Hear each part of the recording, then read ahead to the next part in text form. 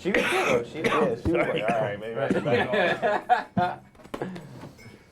Hey Chuck, how are you? I'm doing good. Long day today. Long day. Not that you guys aren't having a long day yourself. And So, Chuck, you're rolling. Definitely the feel-good movie of the year here. Very, just wow.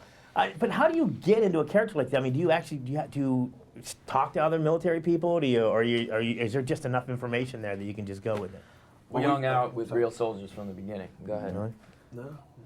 Go ahead. No, during the process of making Stop Loss, we Yeah. were put in a boot camp that Kimberly Pierce, the director, thought it was a great idea, which was a great idea for us to go through and With real soldiers. With real soldiers, with real soldiers, and within that week-long process, I mean, that's where the camaraderie really grew and the brotherhood really grew because we spoke to these real-life soldiers.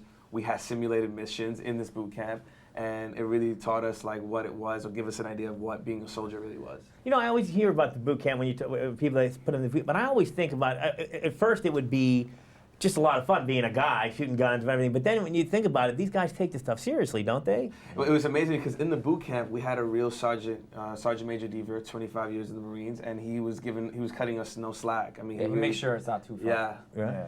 I mean, at any point you don't know, like, hey, I'm an actor. What am I doing? You know, I mean, it's just like. No, at every point we're an actor. Yeah. I mean, we were never treated like soldiers are treated because we had 1 week to learn how to look convincing, through what normal soldiers. What's a normal boot camp like? 18 weeks. Yeah. So, we're not saying that it's the same as what a normal soldier goes through. Oh, yeah. And you guys had a lot of scenes of just like hanging out, like especially in Austin, which I lived in Houston for 4 years, and Austin was my favorite place. But these scenes, and we know from filming they take a lot of time, but you guys all had this camaraderie. So I guess it all goes back to the start of the movie, that just the natural ability that you guys were all good friends and everything? Or? Well, yeah, I mean, it just happened, and first of all, they got good guys. They put a good group of people together, guys who I'm still friends with today. And then on top of that, the boot camp, you can't help but develop some sort of connection. And also, when we heard, it was great that the soldiers were there.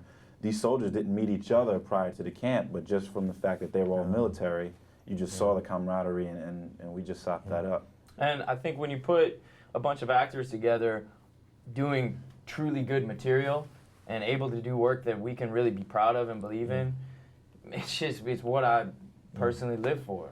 And it's special to share with you. Well, no, I mentioned to you that I really liked The Lookout before I started this, and I was thinking about your character there and your character here, and you're so disturbed. I mean, you can just see it all going on in your eyes. I mean, are you able to turn that off? I mean, it's just that you get really deep, really. No, he's doing it right now. I'm like, please stop doing it. You're creeping me out. But yeah, so that must be. That just been an exhausting process for you. Yeah, I actually did Stop Loss right after I shot The Lookout. Wow. And after that whole process, I'll be really honest, I was numb and I was messed up.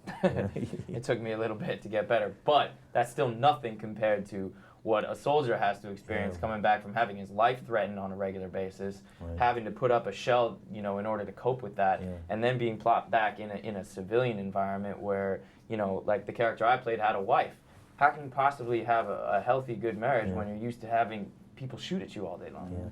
Now, when you watch Boys Don't Cry and you watch his film, you think the two things, you're looking at Kimberly's work, and both are so real. And I'm trying to think, what is it about this woman? And is there something? Why is her movies? I mean, she just knows people.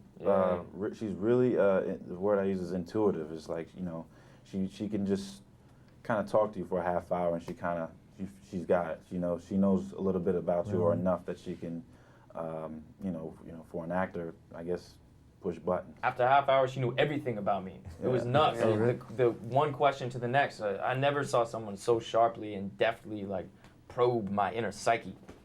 Kim Pierce. Talking about realistic, there's some prosthetic work or something. I'm assuming. Is it just what was going on there?